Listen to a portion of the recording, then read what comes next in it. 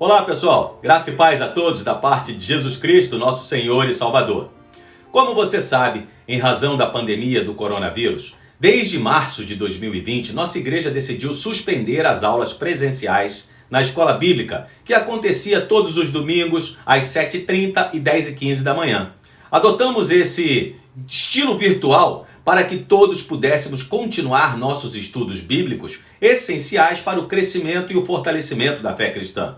Já se passaram muitos meses, mas nós ainda estamos aprendendo. Já fizemos aulas mais explicativas, mais detalhadas e por isso mais longas. Estudamos sobre o comportamento da mente humana nesses tempos de distanciamento social e não demorou muito a perceber que os níveis de atenção diminuem com o passar do tempo. Então, diminuímos também o tempo de exposição da palavra e as nossas aulas ficaram um pouco mais curtas. Sabemos que alguns irmãos dizem: não aguento mais reuniões virtuais, cursos virtuais, apresentações musicais virtuais, até os nossos cultos, Senhor. É verdade, não está sendo fácil mesmo, mas existe esperança. Já temos a vacina contra o vírus, que em breve estará disponível para todos, e também muitos medicamentos que estão sendo testados com sucesso contra os efeitos da contaminação.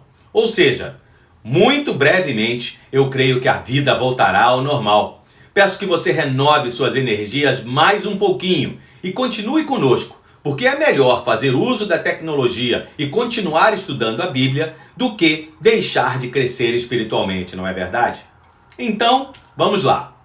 Estamos estudando o Evangelho de Jesus Cristo, escrito pelo apóstolo Mateus. Em nosso último encontro, estudamos o Sermão do Monte e aprendemos um pouco mais sobre como deve ser a conduta do discípulo de Jesus no mundo e sobre os princípios que devem nortear o nosso relacionamento com Deus e com o próximo. Hoje, nos capítulos 8 e 9, Mateus nos dá a descrição de vários eventos milagrosos que servem sem dúvida alguma para destacar a autoridade de Jesus em ação. Ele é o Senhor e tem poder sobre as enfermidades, sejam elas quais forem, sobre a natureza e sobre até os demônios. Jesus Cristo é Deus, soberano sobre todas as coisas. Abra sua Bíblia em Mateus, capítulo 8. A narrativa desses milagres começa assim. Quando Jesus desceu do monte, grandes multidões o seguiram. E eis que um leproso aproximou-se e o adorou, dizendo: Senhor, se quiser, pode me purificar. E Jesus, estendendo a mão, tocou nele, dizendo: Quero, sim, fique limpo. E no mesmo instante, ele ficou livre da sua lepra. Então Jesus lhe disse: Olhe, não conte isso a ninguém, mas vá, apresente-se ao sacerdote e faça a oferta que Moisés ordenou para servir de testemunho ao povo. Na antiguidade, a lepra era a mais terrível de todas as enfermidades. Segundo Ernest Masterman, escritor inglês, também médico e missionário na África e na Palestina no início do século XX, nenhuma outra enfermidade converte o ser humano em ruína tão total e horrível à vista e durante tanto tempo. Graças aos avanços da medicina moderna, permitidos por Deus, os efeitos torturantes desta doença quase que desapareceram, e é perfeitamente possível controlar e até curar a lepra. Mas nos tempos de Jesus, não se conheciam os tratamentos que hoje estão ao alcance de qualquer pessoa. A condição física do leproso era terrível, mas havia algo que a fazia ainda pior. Flávio Joséfo, historiador romano, especialista na história dos hebreus, diz que os leprosos eram tratados como se fossem mortos. Quando se diagnosticava lepra, o doente era instantaneamente excluído de toda a sociedade. O leproso devia vestir-se com farrapos, usar cabelo despenteado, com o lábio superior coberto por uma bandagem. E enquanto caminhava, deveria gritar o tempo todo: Imundo! Imundo! Já imaginou algo parecido? Gente, confesso que tenho que fazer um esforço para não começar a pregar sobre esse texto agora. Afinal de contas, eu estou numa sala de aula e não no púlpito. Mas é que o que está por trás desses 4 versículos que lemos é impactante demais. Na Palestina, nos tempos de Jesus, ao leproso era proibida a entrada em Jerusalém e em todas as cidades muradas. A lei enumerava 61 contatos que podiam tornar o judeu impuro. E o segundo em importância, depois do contato com o morto, era justamente o contato com leprosos. Imaginem a surpresa dos leitores judeus de Mateus quando ele diz que Jesus estendeu a mão e o tocou. A medicina da época teria advertido a Jesus que ele corria um risco de severa infecção. Mas Jesus estendeu a mão e tocou o leproso. Para Jesus, não havia somente uma obrigação na vida, mas ele precisava ajudar as pessoas. Havia uma lei, a lei do amor. O dever da compaixão, a obrigação do amor, tinham precedência sobre todas as outras regras, mandamentos e leis. Esta obrigação o fazia desafiar todos os riscos físicos. Mas vejam, quero chamar sua atenção também para a atitude do leproso, que tem muito a nos ensinar em pleno século XXI, em meio às incertezas da ação do coronavírus sobre o corpo humano. Em primeiro lugar, o leproso se aproximou com confiança. Não duvidava de que se Jesus quisesse, podia curá-lo. Isso é fé. Os rabinos e demais religiosos da época teriam atirado pedras para mantê-lo à distância, mas de alguma forma ele sabia que Jesus era diferente e que ele seria acolhido. Não existe pecado, não existe impureza capaz de manter o Senhor Jesus afastado de nós. Quando a ciência não tem respostas, só Jesus pode fazer o que ninguém mais pode fazer. Outro ensinamento que eu destaco na atitude do leproso é que ele se aproximou de Jesus humildemente. Não exigiu a cura, limitou-se a dizer: Senhor, se queres, podes purificar-me. Ele não achou, na verdade, que merecia um tratamento especial ou que tivesse qualquer direito e não deu ordem nenhuma a Jesus, como fazem alguns desconhecedores da palavra por aí. Ele se achegou a Jesus com um coração humilde, consciente apenas da sua necessidade. E a Bíblia diz que um coração assim, quebrantado, contrito, não é desprezado por Deus. Por fim, o texto diz que o leproso se aproximou com reverência. Ele se prostrou diante de Jesus. Ele sabia que, estando na presença de Jesus, estava na presença de Deus. E ele é digno de toda a nossa adoração. Jesus o curou e deu a ele 2 ordens. Não conte isso a ninguém e apresente-se ao sacerdote. O Senhor sabia que os judeus são orgulhosos, nunca esqueciam que são povo escolhido de Deus. Esperavam o Messias, mas esse Messias estava mais para um grande general que os levaria a conquistas militares e ao poder político, como nos tempos de Davi. E a notícia de uma cura como essa iria certamente produzir um movimento popular de insurreição contra os romanos, comprometendo a mensagem de Jesus de amor e de reconciliação com Deus. Jesus enviou o leproso aos sacerdotes para que fizesse a oferenda correspondente segundo a lei e recebesse assim o certificado de saúde. Ele seria submetido a um ritual, o único conhecido à época, o que parece nos mostrar que não devemos descuidar dos tratamentos que a medicina e a ciência põem ao nosso alcance. E por falar nisso, não deixe de forma alguma de tomar a vacina contra o corona. Quando chegar a sua vez, vá à fila. Vá até o local determinado para a sua vacinação e ali seja vacinado. Já está comprovado que a ciência é um dos meios que Deus usa para satisfazer os seus propósitos. O segundo milagre narrado por Mateus é a cura do servo, ou melhor, do escravo do centurião romano. Os centuriões eram a espinha dorsal do exército romano. Cada legião constava de 6.000 homens, divididos em 70 centúrias, de 100 homens cada uma. À frente de cada centúria se encontrava um centurião. Estes centuriões, os verdadeiros soldados profissionais, veteranos do exército, eram responsáveis pela disciplina do regimento. E eram eles que davam coesão ao exército romano. Tanto na guerra como na paz, o moral das tropas dependia deles. É interessante assinalar que todos os centuriões que são mencionados no Novo Testamento são pessoas respeitáveis. Vou registrar aqui referências bíblicas para que você possa consultá-las e, se você desejar. O que nos chama a atenção é que a atitude desse militar para com o seu escravo era diferente. Não era nada comum à época. Não havia essa preocupação dos senhores para com os seus servos, que não passavam de uma ferramenta a mais para o trabalho, com a diferença de que esses falavam. Esse homem era mesmo extraordinário, não apenas pela maneira como tratava aqueles que conviviam com ele, mas por causa de sua fé.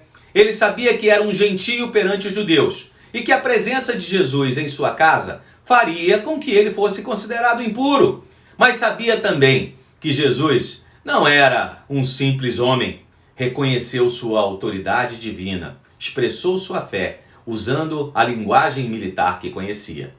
Como soldado, sabia perfeitamente o que significava dar ordens e que as suas ordens seriam cumpridas sem demoras e sem questionamentos. Por isso responde: não é necessário que venhas à minha casa, não sou digno de que entre nela. Tudo o que precisas fazer é dar a ordem, e essa ordem será obedecida. Jesus curou o servo do centurião e aproveitou para ensinar que o passaporte para a eternidade com Deus está na fé e não na religião, abrindo espaço para mostrar que o reino de Deus que ele havia inaugurado não era apenas dos judeus, mas de todo aquele que nele crê. Em seu terceiro relato, Mateus nos fala da cura da sogra de Pedro, também relatada por Marcos e Lucas.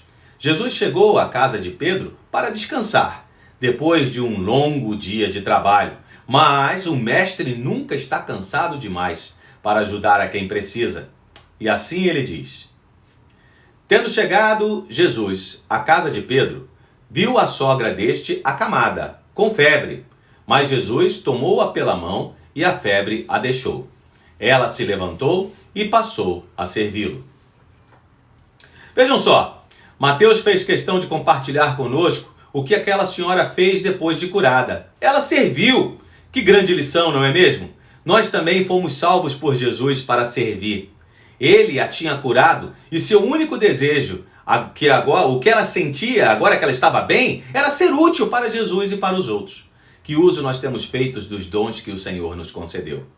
Ao final daquele mesmo dia, ainda muitas outras pessoas foram curadas por Jesus. E Mateus cita o texto do profeta Isaías, capítulo 53, verso 4, uma clara demonstração de que para Mateus, as curas que Jesus realizava eram uma manifestação do seu amor, mas ao mesmo tempo um sinal claro de que nele se cumpriam as profecias do Velho Testamento sobre o Messias. No verso 18, a narrativa dos milagres é interrompida para o registro de uma conversa entre um escriba e Jesus.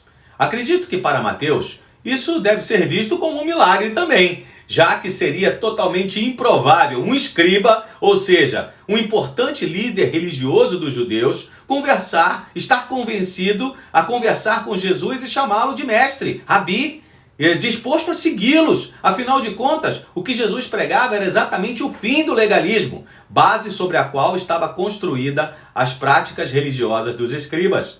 O homem nem bem tinha terminado de manifestar sua devoção quando Jesus lhe diz que as raposas têm covis e as aves têm lugares para descansar nos ramos das árvores, mas o Filho do Homem não tem onde repousar sua cabeça. É como se Jesus dissesse: antes de me seguir, pense muito bem, pense bem no que vai fazer. Antes de me seguir, calcule o custo da sua decisão. Jesus não quer seguidores arrastados por um momento de emoção que logo se acende e tão logo se apaga. Não queria homens que fossem arrastados por sentimentalismo. Ele quer seguidores que saibam o que estão fazendo. Afinal de contas, ele sempre nos disse que a porta e o caminho são estreitos, e a única recompensa no final é a vida eterna com ele. Nada parecido com fama, dinheiro, luxo ou conforto, como alguns têm pregado por aí. A mesma lógica pode ser aplicada ao segundo discípulo que disse: Senhor, deixe-me primeiro sepultar meu pai. Não adianta se enganar. O Senhor conhece os nossos corações. Jesus sabia que aquele homem não estava falando de alguns dias. Ele indicava que no futuro ele iria tomar uma decisão de segui-lo. Quantas pessoas estão deixando para amanhã decisões importantes que deveriam ser tomadas hoje? Hoje é o melhor dia para você colocar em prática aquela decisão que já tomou. Se entendeu que exercícios físicos são importantes para a sua saúde, não deixe para começar na segunda-feira. Inicie hoje suas caminhadas. Se precisa voltar a estudar para que possa subir de cargo no emprego, inicie imediatamente seus estudos. Se sabe que deve abandonar um pecado oculto que atrapalha o seu relacionamento com Deus, é agora que você deve deixar a prática do erro para trás, clamar pelo perdão do Senhor e voltar a ser quem Deus espera que você seja. Não deixe para amanhã o que deve ser feito hoje. No final do capítulo, Mateus compartilha conosco mais uma linda demonstração do amor do Senhor Jesus. Depois de um dia inteiro de trabalho, ele avisa aos seus discípulos que vai visitar uma cidade do outro lado do Mar da Galileia. Na verdade, trata-se de uma região administrativa, chamada Decápolis, formada por 10 cidades. O problema, gente, é que esta região não era habitada pelos judeus, e sim pelos gentios, ou seja, aqueles que não eram judeus e que, via de regra, não tinham nenhum compromisso com Deus. Nem preciso lembrar a vocês que os judeus não se relacionavam com os gentios naquela época. Como se o cansaço depois do trabalho e a visita a uma região de pessoas hostis aos judeus não fossem ruins o suficiente. Eles ainda enfrentaram uma terrível tempestade durante a viagem na madrugada, tão violenta que deixou pescadores experientes e acostumados às súbitas mudanças do clima naquela parte do lago apavorados. Assim Mateus narra o texto. Jesus entrou no barco e os seus discípulos o seguiram. E eis que levantou-se no mar uma grande tempestade, de modo que as ondas cobriam o barco. Jesus, porém, estava dormindo. Mas os discípulos foram acordá-lo, dizendo: Senhor, salve-nos! Estamos perecendo! Então Jesus perguntou: Por que vocês são tão medrosos, homens de pequena fé? E levantando-se, repreendeu os ventos e o mar, e tudo ficou bem calmo. E aqueles homens ficaram admirados, dizendo: Quem é esse que até os ventos e o mar lhe obedecem? Extraordinário, não é mesmo? Jesus é Senhor sobre todas as coisas, inclusive sobre a natureza e os seus fenômenos. Mas não quero me limitar a esta conclusão com você. Esta passagem tem grande importância para nós, os crentes no Senhor Jesus do século 21, pois mostra que quando Jesus está presente, todas as tormentas da vida se acalmam. Significa, em outras palavras, que quando Ele está presente, há paz. Seja qual for o tipo de tempestade que estejamos enfrentando. Quando sopra o vento frio da tristeza, podemos encontrar calma e consolo na presença de Jesus Cristo.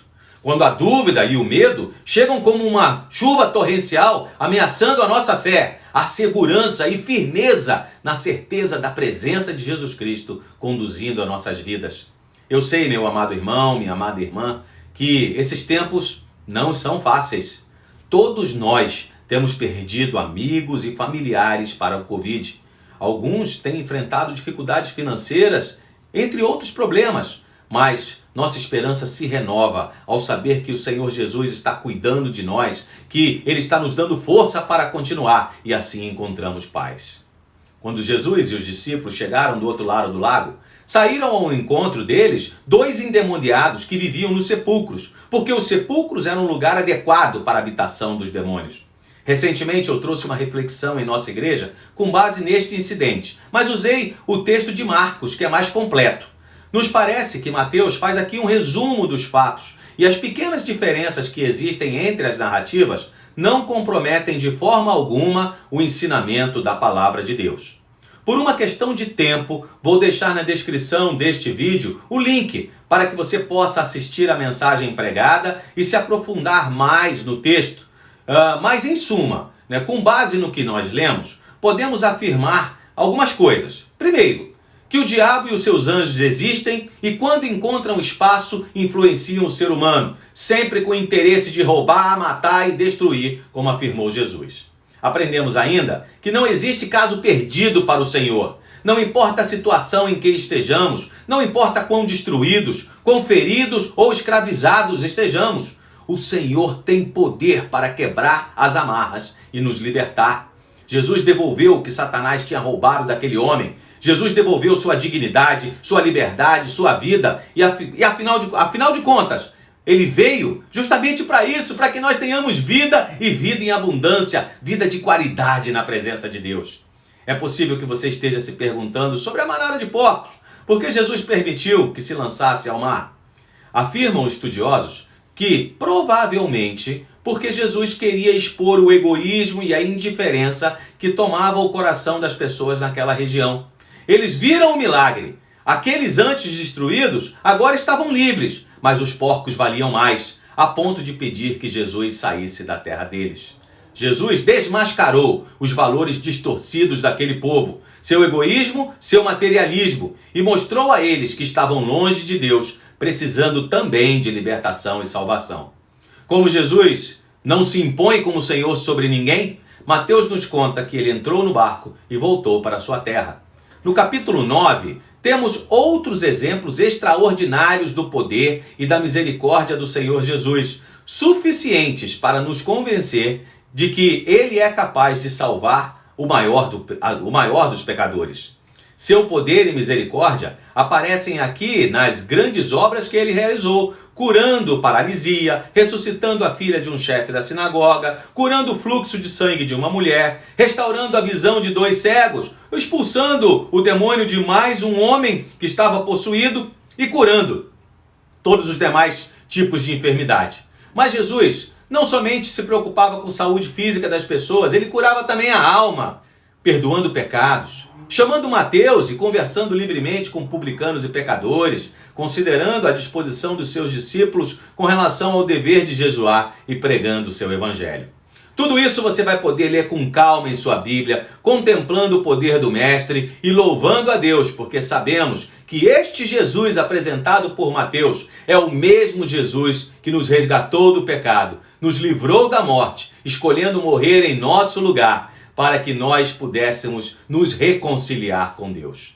Neste capítulo ainda, vemos que a oposição começa a se levantar contra Jesus. Aparecem os primeiros indícios das acusações que finalmente levarão Jesus à morte. Ele foi acusado de blasfêmia ou calúnia, porque perdoou os pecados do jovem paralítico antes de curá-lo. Ele foi acusado de imoralidade, por estar em uma festa, sentado com coletores de impostos e outras pessoas que eram reconhecidas como pecadoras. Não satisfeitos, o acusaram ainda de ser permissivo demais nas práticas religiosas por não jejuar. E por fim, foi acusado de ser aliado do próprio diabo, quando curou o homem que não podia falar. Vejam que absurdo!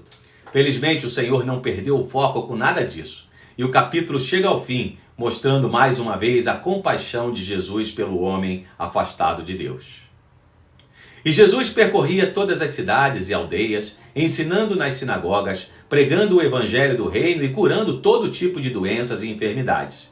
Ao ver as multidões, Jesus se compadeceu delas, porque estavam aflitas e exaustas, como ovelhas que não têm pastor. Então, Jesus disse aos seus discípulos: a seara é grande, mas os trabalhadores são poucos. Por isso, peçam ao Senhor da seara que mande trabalhadores para a sua seara. Muito bem, pessoal, eu espero que você tenha gostado do nosso estudo. Recomendo que faça uma leitura bem cuidadosa dos capítulos 8 e 9 de Mateus, para não perder nada desta maravilhosa descrição do ilimitado poder de Deus. Não esqueça de deixar o seu like e compartilhar o seu vídeo para que outras pessoas sejam também abençoadas pela palavra de Deus. Que o Senhor Jesus nos abençoe e nos conceda uma semana de paz. Até a próxima, pessoal. Fiquem com Deus.